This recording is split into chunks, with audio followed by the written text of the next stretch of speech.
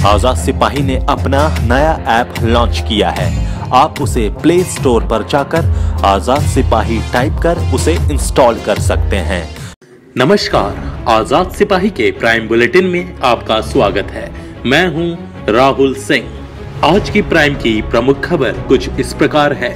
आम जन और किसानों के लिए बम्पर बजट। मोदी सरकार ने अपने अंतिम बजट में गांव, किसान और करदाता सबको छप्पड़ फाड़ राहत दी। मोदी के नारों से गूंजी संसद। मुख्यमंत्री रघुवर दास ने कहा कि इस बजट से विकास को मिलेगी गति।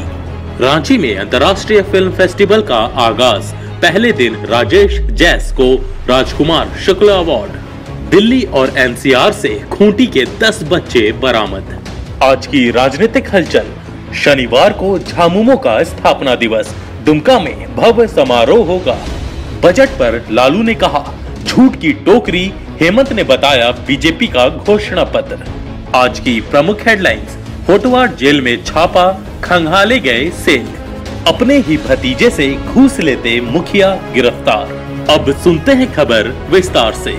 नरेंद्र मोदी सरकार के आखिरी बजट में वित्त मंत्री पीयूष गोयल ने सबकी झोली भर दी। भारत के किसानों और असंगठित क्षेत्र के कामगारों के साथ साथ मिडिल क्लास पर खासे मेहरबान रहे। किसानों को हर साल 6,000 रुपए देने का ऐलान किया तो 5 लाख रुपए तक का सालाना आय को कर मुक्त करने की घोषणा की। टैक्स में बड़ी छूट का ऐलान होते ही संसद मोदी के नारे से गूंज उठा। वित्त मंत्री ने मिडिल क्लास को बड़ी राहत दी।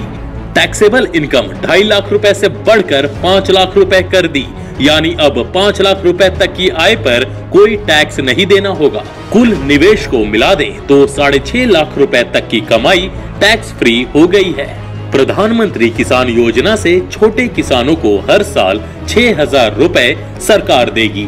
यह राशि सीधे किसानों के खाते में जाएगी। दिसंबर 2019 से ही यह योजना लागू होगी। रक्षा बजट के लिए पहली बार 3 लाख करोड़ और रेल बजट के लिए 1.58 लाख करोड़ का प्रावधान किया गया है। अब नजर डालते हैं आज की दूसरी प्रमुख खबर पर। झारखंड के मुख्यमंत्री रघुवर दास ने केंद्रीय बजट की प्रशंसा करते हुए कहा कि यह राष्ट्र को समग्र विकास के पथ पर ले जाने वाला एक संतुलित बजट है। यह गांव, गरीब और किसानों का बजट है। इससे किसानों का वर्तमान और भविष्य सुधरेगा। इस बजट से रोजगार के नए अवसर सृजित होंगे। यह बजट न्यू इंडिया के निर्माण में मील का पत्थर साबित होगा। इस बजट में केंद्र सरकार द्वारा किसानों का कल्याण, कृषि एवं ग्रामीण विकास प्राथमिकता का सर्वांगीण विकास प्राथमिकता है। उन्होंने कहा कि 2019-20 के बजट में किसानों के कर्ज के पक्ष को देखते हुए बजट अपने आप में समसामयिक है। यह बजट प्रधानमंत्री के सबका साथ सबका विकास को दर्शाता है। इस बजट में सभी वर्गों को ध्यान में रखते हुए संतुलन बनाया गया है। अब नजर डालते हैं आज की तीसरी प्रमुख खबर पर। शुक्रवार को खेलगांव में अंतर्राष्ट्रीय फिल्म फेस्टिवल की शुरुआत हुई। इसका उद्घाटन कला संस्कृति मंत्री अमर बावरी ने की। 3 दिनों तक चलने वाले इस फिल्म महोत्सव में इजराइल, फिलीपींस और अफगानिस्तान सहित देश के कई जाने माने कलाकार भाग ले रहे हैं। मंत्री ने अतिथियों को झारखंड भ्रमण का आमंत्रण भी दिया। साथ ही खेलगांव में बनाए गए 2 थिएटर का भी भ्रमण किया। कार्यक्रम में झारखंड इंटरनेशनल फिल्म फेस्टिवल के आयोजनकर्ता, टीवी सीरियल और फिल्मी कलाकारों के साथ साथ बड़ी संख्या में स्थानीय कलाकार भी उपस्थित थे। शनिवार को यहां 3 सेलिब्रिटी क्रिकेट मैचों का भी आयोजन होगा। महोत्सव में पहले दिन नरेश चंद्र लाल की फिल्म गांधी दी महात्मा में अच्छी एक्टिंग के लिए एक्टर राजेश जैस को महान स्वतंत्रता सेनानी पंडित राजकुमार शुक्ल अवार्ड से सम्मानित किया गया। राजकुमार शुक्ल फाउंडेशन के अध्यक्ष अजय राय शुक्ल जी के नाती रवि भूषण राय, एक्टर हेमंत पांडे और ऑर्गेनाइजिंग कमेटी के अध्यक्ष ऋषि प्रकाश मिश्रा ने संयुक्त रूप से यह अवार्ड दिया। इधर अपने निजी काम से रांची आए बॉलीवुड के जाने माने राइटर अंशु माली झा ने खेलगांव में आयोजित अंतर्राष्ट्रीय फिल्म फेस्टिवल की सराहना की। उन्होंने ऑर्गेनाइजिंग कमेटी के सभी सदस्यों को शुभकामनाएं भी दी। अब नजर डालते हैं आज की चौथी प्रमुख खबर पर। एकीकृत पुनर्वास सह संसाधन केंद्र दिल्ली और खूंटी एस्कॉर्ट टीम ने खूंटी जिला के 10 बच्चों को बरामद किया। इनमें 9 लड़कियां, जिसमें 3 बड़ी लड़कियां हैं तथा 6 नाबालिग लड़कियां हैं और 1 नाबालिग लड़का शामिल है। बरामद सभी बच्चों को दिल्ली एनसीआर के विभिन्न घरों से सुरक्षित बचाया गया। सभी प्लेसमेंट एजेंसी के झांसे में आकर घरों में कार्य कर रहे थे, जहां उनका शोषण हो रहा था। नोडल अधिकारी कलानाथ ने बताया कि CWC दिल्ली और एनसीआर में एस्कॉर्ट ऑर्डर लेकर सफलतापूर्वक इनकी बरामदगी की गई। बरामद सभी बच्चों को झारखंड के लिए रवाना कर दिया गया है। अब नजर डालते हैं आज की राजनीतिक हलचल पर। शनिवार को झामुमो का स्थापना दिवस, दुमका में होगा भव्य समारोह। झारखंड मुक्ति मोर्चा शनिवार 2 फरवरी को दुमका में अपना 40वां स्थापना दिवस मनाएगा। इसकी तैयारियां लगभग पूरी हो चुकी हैं। झामुमो का यह समारोह अपने आप में अनूठा है।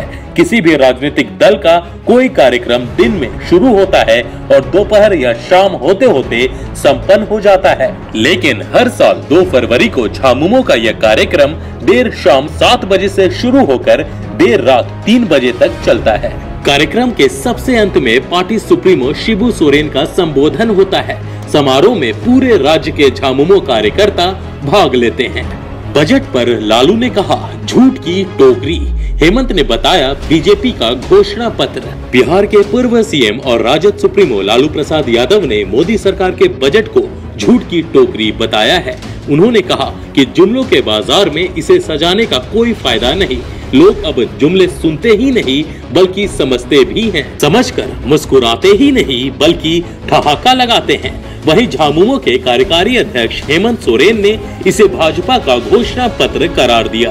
उन्होंने कहा कि पिछले 4 साल से मगरमच्छ के आंसू बहाने और किसानों की आय दोगुनी करने के नकली वादों के बाद पीयूष गोयल ने अब किसानों को 500 रुपए प्रति माह का वादा किया है।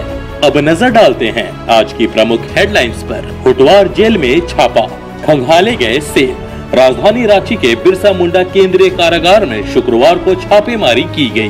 छापेमारी में Ranchi DC, SSP, city SP और 4 डीएसपी सहित रांची पुलिस लाइन से आए 50 से अधिक जवान शामिल थे। इसमें सभी सेल खंगाले गए, लेकिन कुछ नहीं मिला। अपने ही भतीजे से घूस लेते मुखिया गिरफ्तार। हजारीबाग में एसीबी की टीम ने मसरातू पंचायत के मुखिया रियासत अली को 10,000 रुपया घूस लेते रंगों हाथ गिरफ्तार किया है। आरोप है कि मुखिया किसी और से नहीं बल्कि अपने भतीजे से ही घूस ले रहा था। एसीबी के मुताबिक ग्राम सभा द्वारा हसन रजा को पीसीसी सड़क बनाने का काम मिला था। उसने सड़क का निर्माण कर दिया, लेकिन राशि का भुगतान करने के लिए मुखिया घूस मांग रहा था। आज के आजाद सिपाही के प्राइम बुलेटिन में बस इतना ही। देश विदेश की तमाम बड़ी खबरों के लिए आप पढ़ते रहिए अपना लोकप्रिय दैनिक अखबार आजाद सिपाही।